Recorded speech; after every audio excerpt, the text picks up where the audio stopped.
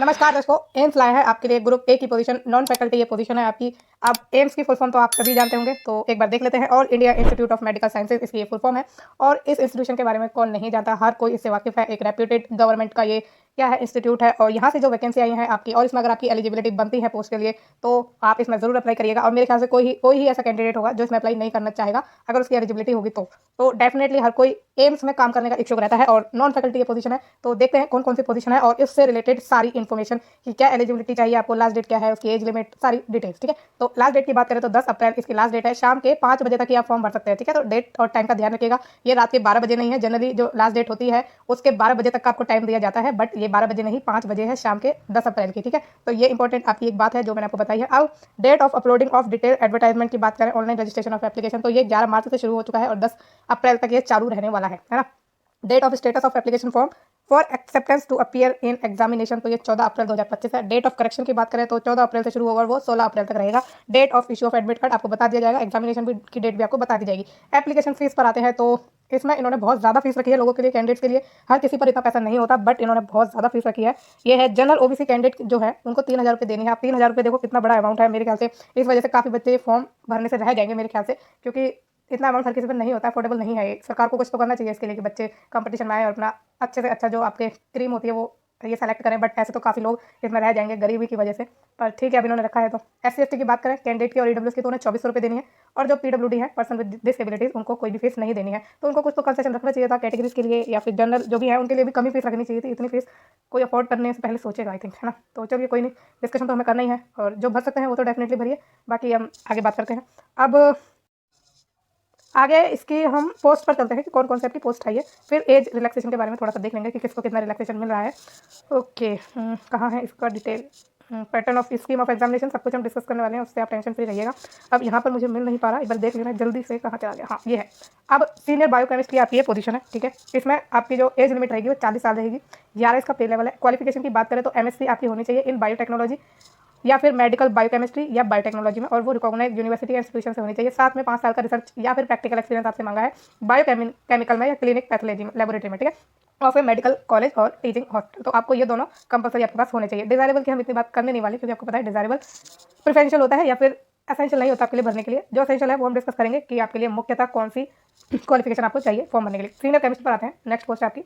इसमें आपकी जो एज लिमिट है 40 साल है। 11 इसका पे लेवल है। आपके पास मास्टर डिग्री होनी चाहिए केमिस्ट्री में with organic chemistry as a special subject. ठीक है, ऑर्गेनिक केमिस्ट्री आपका रहा हो स्पेशल सब्जेक्ट आपके मास्टर डिग्री में, या फिर बायोकेमिस्ट्री या फार्माकोलॉजी होना चाहिए। ठीक है, तो इन तीनों में से एक सब्जेक्ट आपके पास होना चाहिए मास्टर डिग्री में। आगे बात करें तो 5 ईयर का आपको टीचिंग या रिसर्च का एक्सपीरियंस होना चाहिए। आगे बात करते हो, सीनियर टेक्निकल एडिटर की पोस्ट है। 11 इसका पे लेवल है। एज लिमिट 40 है और इसमें मास्टर डिग्री आपके पास होनी चाहिए साइंस में, आर्ट्स में या बिजनेस मैनेजमेंट में। साथ में 5 साल का एक्सपीरियंस आपसे मांगा है in the field of editing and producing A scientific journals and books. ठीक है, तो आपने साइंटिफिक जर्नल एंड बुक को क्या करा हो, प्रोड्यूस करा हो, एडिट करा हो, और ये 5 साल तक आपने ये काम किया हो। बाकी आपकी एजुकेशन क्वालिफिकेशन मास्टर डिग्री है साइंस, आर्ट्स या बिजनेस मैनेजमेंट में। अब बढ़े आगे तो एजुकेशनल मीडिया जर्नलिस्ट की आपकी पोजीशन है। 30 साल एज लिमिट है। 11 इसका पे लेवल है। मास्टर डिग्री आपके पास होनी चाहिए किसी भी डिसिप्लिन में, जो कि आपका है psychology, behavioural science, social sciences, education, health education या कम्युनिकेशन। तो इनमें से किसी भी एक सब्जेक्ट में आपकी मास्टर डिग्री होनी चाहिए। अब इन्होंने एनी ऑफ द डिसिप्लिन बोला है। ठीक है, तो सोशल साइंस में बहुत सारे सब्जेक्ट आ जाते हैं, तो आप ऑनलाइन सर्च कर लेना कि आपका सब्जेक्ट उसमें आ रहा है या नहीं, क्योंकि इसमें आप मोस्टली सारे जो आर्ट्स के होते हैं वो सब्जेक्ट आ जाते हैं। अब 6 साल का एक्सपीरियंस आपको चाहिए in media production after obtaining post graduate की डिग्री। तो जब आपका PG हो गया हो तो उसके बाद आपकी 6 साल का एक्सपीरियंस होना चाहिए आपके पास। आगे बात करें बायोकेमिस्ट्री पोजीशन है और ये आपकी एज लिमिट 35 साल है। इसमें MSc मांगी है आपसे बायोकेमिस्ट्री में, मेडिकल बायोकेमिस्ट्री में या बायोटेक्नोलॉजी में। इन तीनों में से एक में आपके पास MSc होनी चाहिए। 3 साल का रिसर्च या प्रैक्टिकल एक्सपीरियंस होना चाहिए बायोकेमिकल में या क्लिनिकल पैथोलॉजी लेबोरेटरी में। ठीक है, और ये किसी मेडिकल कॉलेज या टीचिंग हॉस्पिटल में हो। फिर नेक्स्ट आपकी जो पोजीशन है वो है केमिस्ट फॉर बायोकेमिस्ट्री। इसमें जो एज लिमिट है वो 35 साल है। MSc डिग्री मांगी है बायोकेमिस्ट्री या मेडिकल बायोकेमिस्ट्री में। 3 साल का एक्सपीरियंस होना चाहिए टीचिंग का या रिसर्च का। फिर है केमिस्ट फॉर न्यूक्लियर मेडिसिन। इसमें जो आपका एज लिमिट है वो 35 साल है। पे लेवल इसका 10 है और MSc डिग्री होनी चाहिए आपके पास ऑर्गेनिक केमिस्ट्री में या न्यूक्लियर मेडिसिन में। 3 साल का एक्सपीरियंस आपके पास होना चाहिए रेडियो केमिस्ट्री लैब को रन करने का। ठीक है, फिर चाइल्ड साइकोलॉजिस्ट की आपकी नेक्स्ट पोजीशन है और इसमें जो आपकी एज लिमिट है वो 35 साल है। 10 इसका पे लेवल है। MA मांगी है आपसे विद स्पेशलाइज्ड ट्रेनिंग या फिर PhD मांगी है इन साइकोलॉजी में या फिर एनी अदर इक्विवेलेंट क्वालिफिकेशन। ठीक है, फिर इसमें आपसे एक्सपीरियंस कोई भी नहीं मांगा, सिर्फ MA मांगी है आपसे, और या फिर PhD होनी चाहिए साइकोलॉजी में या फिर एनी अदर इक्विवेलेंट क्वालिफिकेशन होनी चाहिए। आप साइकोलॉजिस्ट से रिलेटेड आपके वो होनी चाहिए क्या, स्पेशलाइज्ड ट्रेनिंग। ठीक है, फिर क्लिनिकल साइकोलॉजिस्ट की बात करें तो इसकी एज लिमिट भी 35 साल है। 10 इसका पे लेवल है। एमफिल मांगी है आपसे क्लिनिकल साइकोलॉजिस्ट में, या इसके कोई इक्विवेलेंट आपके पास होना चाहिए। अगर आपके पास ये नहीं है तो मास्टर डिग्री आपके पास हो साइकोलॉजी में with experimental psychology as one of the subject. तो आपका जो एक्सपेरिमेंटल साइकोलॉजी है वो एक सब्जेक्ट रहा हो, और उसके साथ आपका डिप्लोमा होना चाहिए इन मेडिकल या क्लिनिकल साइकोलॉजी में, और रिकॉग्नाइज यूनिवर्सिटी या इंस्टीट्यूशन से। तो सारी डिग्री आपकी रिकॉग्नाइज इंस्टीट्यूट या यूनिवर्सिटी से ही होनी चाहिए। और अगर आपके पास ये भी नहीं है तो एक और इन्होंने ऑप्शन दिया है कि पीएचडी डिग्री आपकी होनी चाहिए in clinical psychology of any recognize university. तो इन तीनों में से एक आपके पास क्वालिफिकेशन हो एजुकेशन की, और इसके साथ आपके पास रजिस्ट्रेशन होना चाहिए रिहेबिलिटेशन काउंसिल ऑफ इंडिया। तो आरसीआई है, आरसीआई में आपका रजिस्ट्रेशन होना चाहिए। ठीक है, आगे बात करते हैं मेडिकल फिजिसिस्ट की, और इसकी जो आपकी एज लिमिट 35 साल है। पोस्ट ग्रेजुएट की डिग्री होनी चाहिए इन फिजिक्स में। साथ में आपके पास एमएससी डिप्लोमा होना चाहिए इन रेडियोलॉजिकल या मेडिकल फिजिक्स में। नेक्स्ट बात करें तो आपके पास एक इंटर्नशिप भी होनी चाहिए 12 मंथ की, जो कि recognized well equipped radiation therapy department होने चाहिए, समझा। तो 12 मंथ की जो इंटर्नशिप हो वो आपकी well equipped radiation therapy department में होना चाहिए, और वो रिकॉग्नाइज्ड होना चाहिए।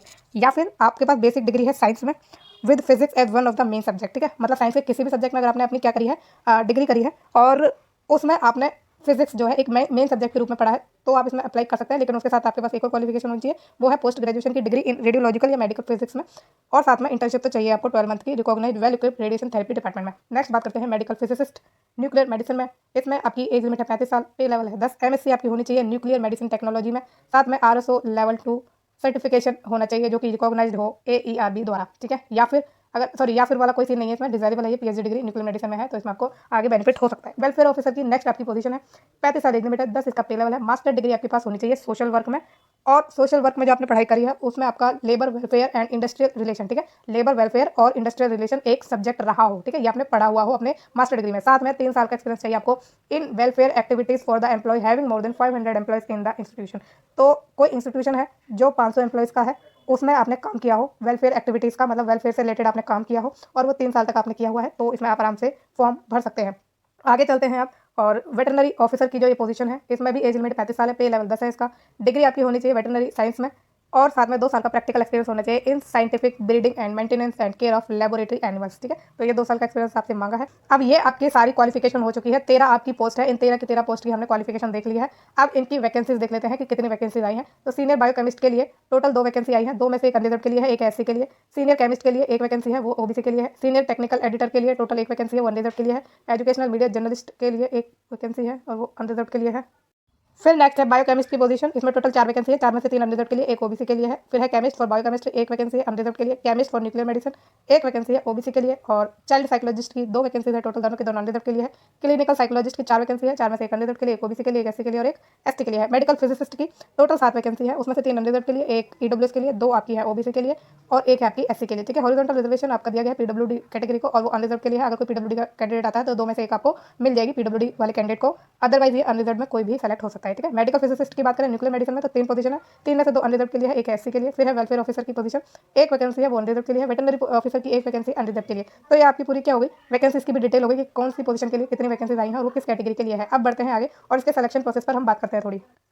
तो यह है आपका pattern and scheme of examination. इसमें आपके 3 स्टेजेस होंगे, रिटन टेस्ट होगा, सीबीटी टेस्ट, स्क्रीनिंग होगी for eligibility for qualified candidate based on uploaded certification, फिर होगा इंटरव्यू। 3 स्टेजेस आपकी। ठीक है, स्टेज 1 पर जो आपका सीबीटी होने वाला है, सीबीटी में आपके 2 क्वेश्चन होंगे। ठीक है, एमसीक्यू टाइप के क्वेश्चन पूछे जाएंगे, और आपको जो है हर एक करेक्ट आंसर के लिए 1 मार्क दिया जाएगा, 1/3 की नेगेटिव मार्किंग है। बात करें आगे तो इसमें 200 जो ऑब्जेक्टिव टाइप के क्वेश्चन होंगे, उसमें 160 क्वेश्चन आपके होंगे आपकी एजुकेशनल क्वालिफिकेशन से रिलेटेड, मतलब आपकी जो सब्जेक्ट स्पेसिफिक होगा वो क्वेश्चन आपसे पूछे जाएंगे, और एक्सपीरियंस जो आपने मेंशन किया है उसके अकॉर्डिंग आपसे क्वेश्चन पूछे जाएंगे। ठीक है, तो जो आपसे काम उन्होंने मांगा है उससे रिलेटेड क्वेश्चन होंगे, आपकी जो क्वालिफिकेशन है उससे रिलेटेड क्वेश्चन होंगे, मतलब आपके डोमेन के क्वेश्चन होंगे। ठीक, अब 40 क्वेश्चन जो होंगे आपके वो जनरल इंग्लिश, एप्टीट्यूड में आपका अरिथमेटिक भी आ जाएगा, रीजनिंग भी आ जाएगा, फिर अवेयरनेस। ठीक है, तो ये चारों ही मान लो, एप्टीट्यूड में आपके 2 सब्जेक्ट जो है ऐड है, तो ये आपके सब्जेक्ट हैं जो आपके आने 160 आपके डोमेन के हैं और 40 आपके अदर सब्जेक्ट के हैं। फिर आपकी स्क्रीनिंग हो जाएगी, जो रिजल्ट आएगा उसके बेसिस पर आपके सर्टिफिकेट जांचे जाएंगे कि आप एलिजिबल हैं कि नहीं, और फिर जो 3rd स्टेज है उसमें इंटरव्यू आपका होगा। स्कीम ऑफ एग्जामिनेशन देखें इंटरव्यू के लिए तो 50 मार्क का आपका इंटरव्यू रहने वाला है। ठीक, तो ये आपका जो टोटल हो गया है 250 मार्क का,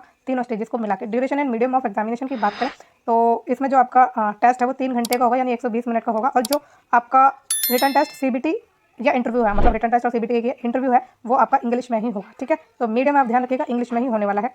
अब इसमें ये प्रिपरेशन की बात करें कि मेरिट लिस्ट कैसे तैयार की जाएगी, तो ये हम नहीं देखेंगे क्योंकि हमारे लिए इतना इंपॉर्टेंट है नहीं, एम्स अपने अकॉर्डिंग ही करेगा जैसे उसका प्रोसेस है। ठीक है, तो ये हमारे लिए इतना रेलेवेंट नहीं है। आगे चलते हैं, और कुछ और इंपॉर्टेंट जो आपकी एज लिमिट वगैरह है वो देख लेते हैं। वो तो हम देख चुके हैं, मतलब रिलैक्सेशन देख लेते हैं कि आपको क्या रिलैक्सेशन मिल रहा है कैटेगरीज को। ओके, हाँ, तो SC/ST जो कैंडिडेट है उनको 5 साल का रिलैक्सेशन मिलेगा, OBC को 3 साल का, PWD को मिलेगा 10 साल का, और subject to the condition that maximum age of the applicant on crucial date shall not be exceed 56 year. तो 56 साल से ऊपर के आप नहीं होने चाहिए, अदरवाइज आपको 10 साल का मिल जाएगा क्या रिलैक्सेशन। फिर PWD और OBC आप तो 13 साल को मिल जाएगा, और आपकी उम्र 56 साल से ज़्यादा नहीं होनी चाहिए। अगर आप SC/ST हैं PWD तो 15 साल का मिल जाएगा, 56 साल से ज़्यादा एज नहीं होनी चाहिए। एक्स सर्विसमैन को मिल जाएगा 5 साल का। ठीक, तो ये आपके थोड़े एज रिलैक्सेशन से रिलेटेड बातें थी जो हमने करी है, और बाकी जो हम सारी इंपॉर्टेंट चीज़ें डिस्कस कर चुके हैं। अच्छा, इसमें एक चीज़ बता दूं, ऑनलाइन आपका मोड है अप्लाई करने का, आपको ऑनलाइन अप्लाई करना है। इसमें आपको सारे डॉक्यूमेंट अपलोड करने हैं अपने, तो ध्यान से करना अपना एप्लीकेशन फॉर्म जमा, और सारी चीज़ें जो भी फॉर्म भरो ढंग से भरना, ठीक है। फोटो वगैरह सब कुछ आराम से अपलोड कर देना, और आपकी जो है ना दिखने लायक होनी चाहिए, विजिबल होनी चाहिए, ब्लर मत करना, अच्छे मतलब जैसे फॉर्म एक स्टैंडर्डली भरा जाता है वैसे भरना। तो ये चीज़ें हमने सारी डिस्कस कर ली है, सारी इंपॉर्टेंट चीज़ें जो भी इन पोस्ट से रिलेटेड थी। तो अगर आपके पास कोई डाउट है मुझसे कमेंट में आप पूछ लीजिए, और आपको ये वीडियो कैसी लगी है मुझे बताना कमेंट में ज़रूर, और चैनल को लाइक शेयर और सब्सक्राइब करना ना भूलना। Thank you so much.